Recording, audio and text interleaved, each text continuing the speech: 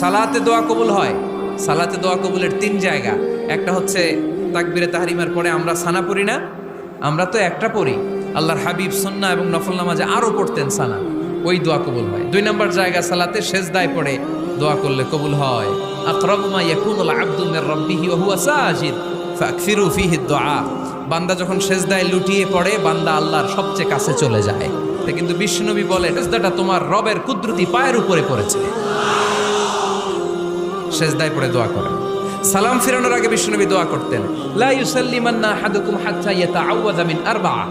আল্লাহর হাবিব বললেন, 4 জিনিস থেকে পানাহ না আছে আমার কোন উম্মত যেন সালাম না ফিরায়। তারা যেন পড়ে, আল্লাহুম্মা ইন্নী আউযু বিকা মিন আযাবিল কবর, আউযু বিকা মিন আযাবি জাহান্নাম, আউযু বিকা মিন ফিতনাতিল মাহইয়া ওয়াল মামাত, আউযু বিকা মিন ফিতনাতিল মাসিহিদ দাজ্জাল। আল্লাহ কবরের আযাব থেকে বাঁচাও, আল্লাহ জাহান্নামের আগুন থেকে বাঁচাও, আল্লাহ জীবন